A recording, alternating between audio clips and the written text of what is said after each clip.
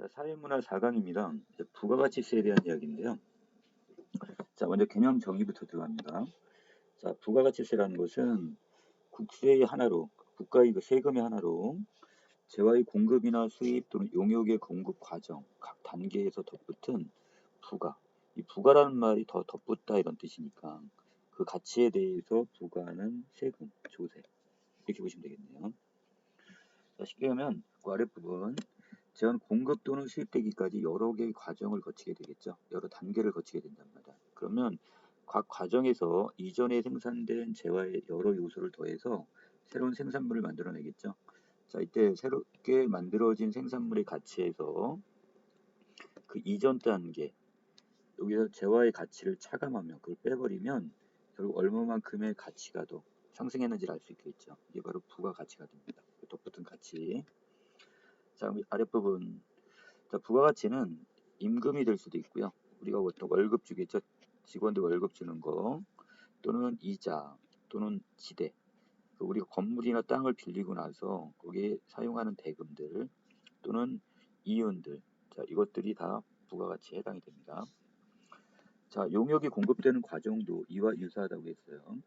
자, 이 노동자 같은 거 우리가 보통 용역이라고 하는데 용역의 공급엔 그 노동력을 제공하는 것뿐만 아니라 자, 시설물이나 또는 권리 등을 사용하게 되는 것도 다 포함시킵니다. 자, 이러한 거래에서 세법상의 납세 의무자는 사업자이지만 자, 여기서 납세 의무를 가진 사람은 누구라고요? 사업자입니다. 하지만 결과적으로 부가가치를 부담하는 자는 누구? 최종 소비자. 자, 좀 다르죠? 자, 그래서 납세 의무자 같은 경우는 지금 누구로 돼 있지만 사업자로 돼 있지만 실제적으로 그것을 부담하는 사람 최종 소비자입니다. 자, 따라서 자, 부가가치세는 납세 의무자와 조세 부담자가 다르다. 그 세금을 납부하는 의무자와 그 다음에 그 조세를 부담하는 자가 다르다 이렇게 보면 되겠네요. 자, 또한 부가가치세는 납세 의무자의 주소지나 소득과 관계가 없어요. 자, 부가가치의 창출 장소인 그 사업장을 기준으로 해서 정해진 세금 비율에 따라 부과를 하게 됩니다. 자, 부가가치세를 계산하는 방법은 크게 가산법과 공제법으로 나뉘게 되는데요.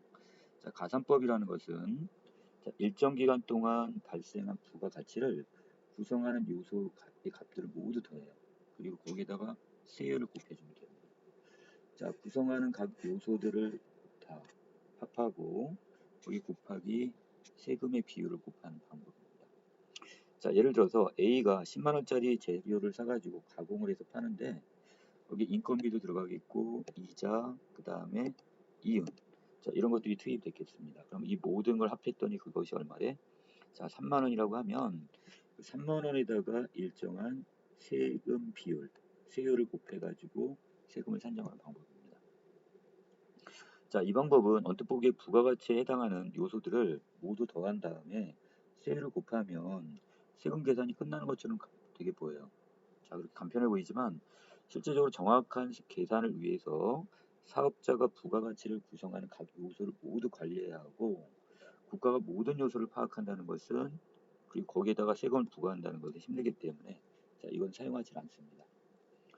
자, 그래서 아까 얘기했던 인건비 얼마 들어갔고 거기에다가 이자 또 얼마 들어갔고 이윤 얼마 들어갔고 이거 각각의 요소들을 모두 다 지금 사업자가 관리를 해야 되기 때문에 그리고 그거에 대한 세금을 부과를 할 때 이걸 일일이 거기다가 부과를 하는 것은 힘듭니다.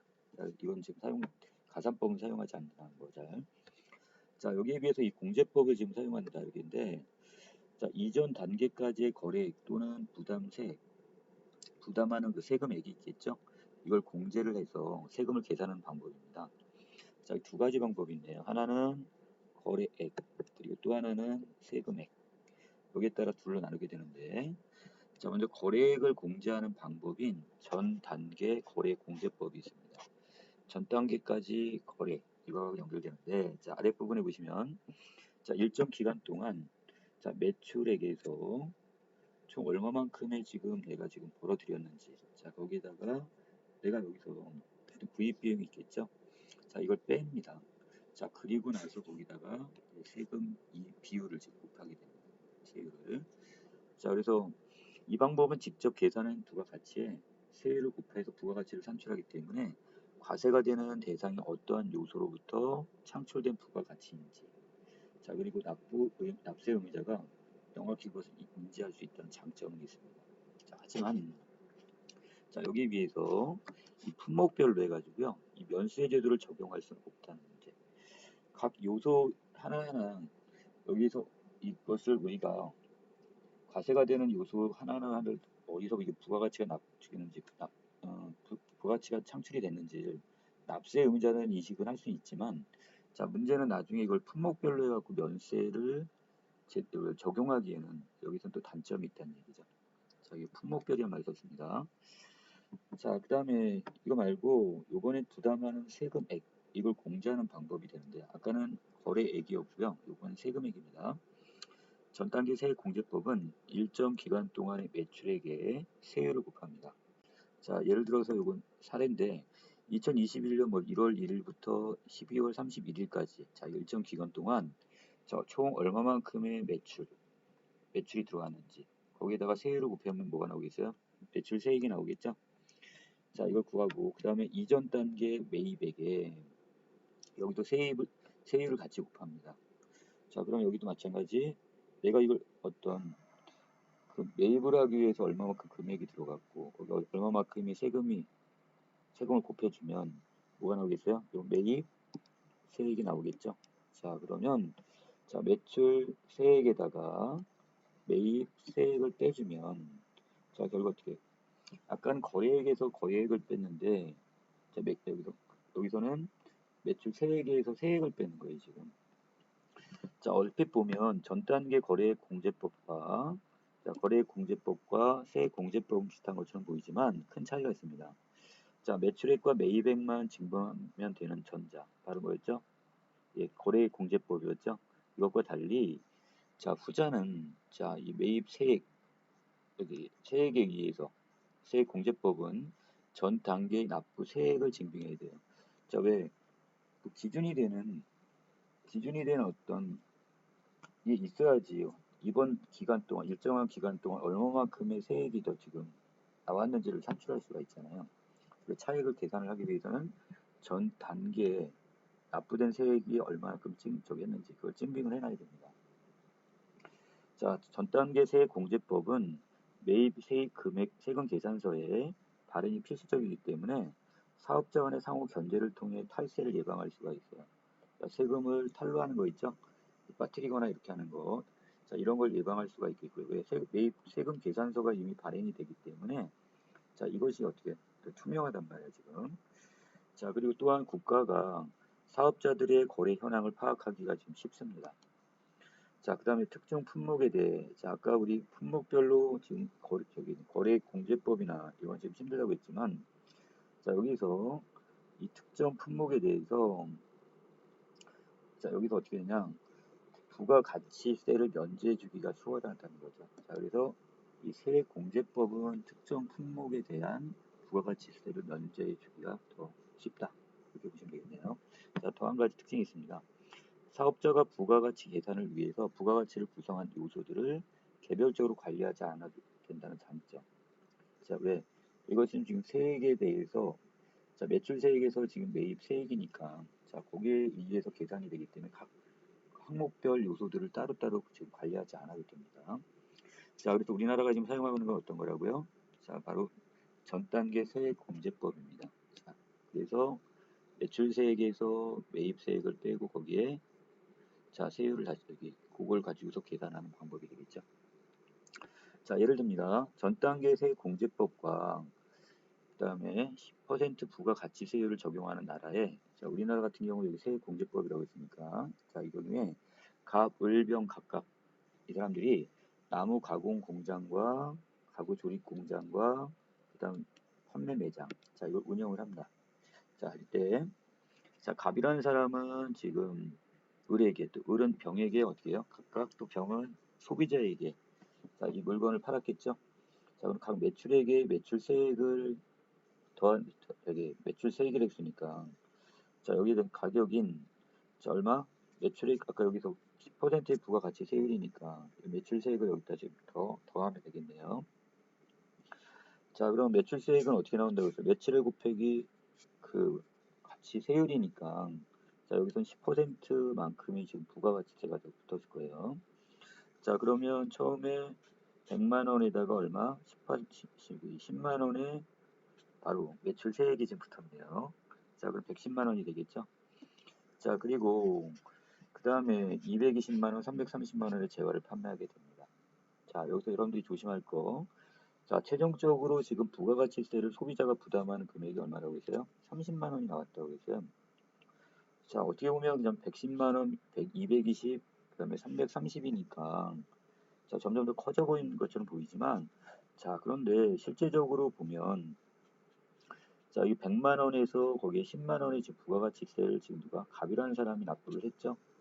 자, 그리고 자, 여기서 220만 원은 자, 지금 20만 원에 뭐가 붙은 거야? 지금 부가가치세 지금 매출세액이 붙었다고 보지만, 하지만 그 이전에 전 단계에서 어떻게 10만 원이 이미 계산이 됐기 때문에 결국 10만 원을 결국 더 추가로 부담했다고 보시면 되겠고요.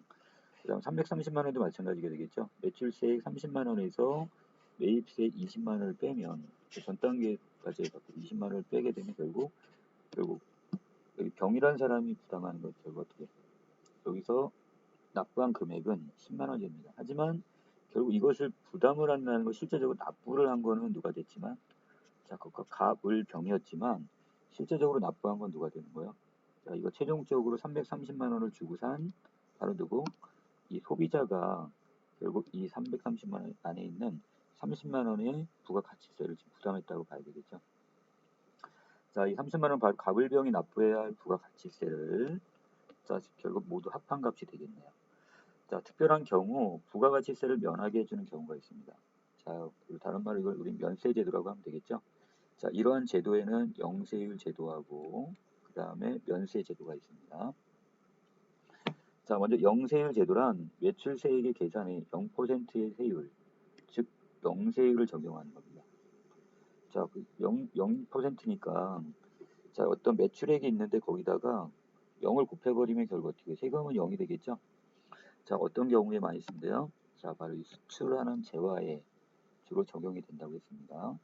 자, 영세율을 적용받으면 매출세액이 0이 되기 때문에 아까 얘기했던 매출액에다가 자, 0%의 세율을 곱했으니까 0이 되므로 자, 이렇게 0이 나왔을 거야. 자, 내야 할 부가가치세도 없어집니다.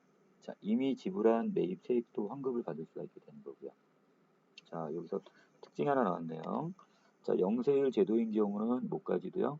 자, 그 이전에 이미 지불한 매입세액도 이것도 환급을 받을 수 있다는 것. 자, 이거 기억해 놓으시고요. 이로 인해서 해당 단계뿐만 아니라 이전 단계에서 부과된 부가가치세가 모두 취소가 되므로 해당 재화 및 용역의 부가가치세 부담이 완전히 없어진다고 할 수 있습니다. 자, 그래서 이걸 왜 할까요? 예, 영세율 제도로 인해서 이 수출을 하는 재화의 가격 경쟁력이 높아지고 국외의 소비자는 자, 이중으로 세 부담을 지지 않습니다. 자, 이게 바로 장점이 되는데, 자, 다시 정리하면, 자, 우리나라에서 자동차를 수출한다고 칠 때, 자, 이것을 만약에 다른 외국에 있는 어떤 기업과 경쟁을 해야 되는데, 자, 우리나라에서 세금을 매겨버리고, 그 다음에 국외 소비자는, 외국 소비자들은 어떻게 할까요? 거기서 세금을 또 부가가치를 또 내야 된단 말이야. 그러면 이중 세금 부담하면 상당히 어떻게 전체적으로 부담이 크겠죠. 자, 그럼 결국 다른 나라의 어떤 자동차를 수출하는 경우에 경쟁력이 약화된단 말이야. 자, 그래서 이것을 지금 보완할 수 있는 방법이 바로 뭐야? 수출하는 나라인 우리나라에서 어떻게 되는 거야? 거기에 대한 세금을 면제해주게 되는 겁니다. 자, 그러면 결국 이 사람들은 지금 외국에 있는 소비자인 경우는 어떻게 될까요? 지금 영세율을 일단 여기 우리나라에 수출하는 나라에서 영세율을 적용했기 때문에 결국 자기 나라에서 어떻게 그걸 내가 살 때, 구입할 때 그 돈만 가치 거기 부가가치만 내면 되는 거죠. 자, 이렇게 되면 전체적으로 가격 경쟁력이 훨씬 더 높아지게 될 겁니다. 단 부가가치세법상 신고 의무를 지닌 과세 사업자만이 영세 제도를 적용받을 수 있대요. 자, 결국 어떤 사람? 신고 의무가 있는 사람들만이 영세율 제도를 적용받으니까 당연히 세금을 내지 않더라도 어떻게 한다고? 자, 이때 납세 의무자인 사업자는 부가가치세를 신고는 해야 됩니다. 자, 결국 세금은 자 하나도 내지 않아. 그런데도 불구하고 뭘 한다? 자, 부가가치세 신고는 해놔야 된다는 얘기죠. 자, 두 번째 방법이 면세제도인데요. 자, 부가가치세 납세 의무를 면제해주는 제도로서 대체적으로 기초 생활 필수품들. 자, 여기 모두 포함이 될까요? 자, 여기는 어떤 전기나 수도 같은 경우도 포함을 해가지고, 자, 우리들이 가장 기초적으로 생활에 필요한 물품들이 있죠. 자, 이런 경우에 면세제도를 적용을 하게 됩니다. 자, 면세제도의 적용을 받는 사업자는 원칙적으로 부가가치세법상 납세 의무를 지지 않기 때문에 매출세액에서 매입세액을 뺀 부가가치세는 내지 않아요. 자, 여기서 뭘 안 낸다고요? 부가가치세 자체를 납부하지 않는다. 자, 그런데 영세율 제도와 달리 자, 이미 지불한 매입세액은 환급받지 못해. 아까 영세율 제도 같은 경우는 자, 매입세액도 환급을 받을 수가 있었죠. 자, 하지만 자, 이 경우는 매입세액은 자, 면세제도인 경우 매입세액은 환급받지 못합니다. 즉 소비자에게 전달되는 해당 단계에 부가가치세만 면제가 돼요. 자, 그래서 지금 여기서는 어떤 계산서에 의해서 결국 부가가치세는 면제가 되고 이전 단계에 적용된 부가가치세는 취소되지 않으니까 이것은 결국 어떻게 부담을 해야 된다는 얘기입니다. 따라서 매입세액에 해당하는 금액은 재화나 용역의 가격에 포함되어서 소비자에게 전가가 되죠. 자, 이만큼은 소비자가 부담을 하게 되겠네요. 자, 저소득층의 조세 부담률이 상대적으로 높아지는 역진성이라는 게 있대요. 자, 이게 뭐냐? 자, 예를 듭니다. 자, 저소득층이 한 달에 100만 원의 소득을 올리고, 자, 고소득자가 지금 500만 원이 만약에 그 소득을 지금 가져온다면, 이때 만약에 똑같이 세금 부담률을 똑같이 적용을 하게 되면 어떻게 될까요? 자, 100만 원에 지금 10만 원을 세금으로 부과할 때와 500만 원 소득인데 10만 원 세금을 부담하게 된다면 똑같이 10만 원씩 부담된 어떤 상품을 구매하게 된다면 자, 이때 같은 경우 상대적으로 자, 저소득자 입장에서 부담이 더 가는 거죠. 이걸 우리는 역진성이라고 합니다. 자, 그래서 면세제도는 저소득층이 많이 사용하는 재화, 아까 얘기했던 어떤 것들, 기초생활 필수품이나 뭐 전기, 수도 같은 경우 이건 안 쓸 수가 없는 것들이잖아요. 자, 여기에 자, 세금을 줄여줌으로써 이러한 조세 부담의 역진성을 완화시키는 기능을 하게 됩니다. 자, 영세율 제도와 면세 제도의 적용을 받는 상품은 자, 부가가치세법상 혜택을 받는 것이기 때문에 자, 이것 이외에 다른 세금을 납부할 때는 어떻게 된다? 이러한 혜택을 받을 수가 없습니다. 자, 그래서 이 사업자가 만약에 지금 여기서 면세 사업자를 운영을 하더라도 사업장을 운영하더라도 이것이 하는 다른 어떤 물품을 구입을 할 때, 자, 면세 사업과 관련이 없는 다른 것을 만약 구입을 하게 될 때는 그때 어떻게? 자, 여기에 대한 세금에 대한 혜택을 받지 못한다는 얘기예요. 자, 우리나라에서 1977년부터 부가가치세 제도를 시행하여 상거래의 투명화와 안정적인 국가 재원 확보라는 효과를 거두고 있대요. 자, 부가가치세와 같은 거래세는 일반적으로 국가의 세입에서 자, 세금이 들어오는 거죠. 자, 차지하는 비중이 크기 때문에 정부가 국가를 원활히 운영하는데 부가가치세의 역할이 매우 크다고 할 수 있겠죠. 자, 많은 세금을 안정적으로 걷어들여서 이거를 갖고서 어떻게 국가가 결국 운영을 해야 되기 때문에 자, 그만큼 부가가치세의 역할이 크다고 얘기를 합니다.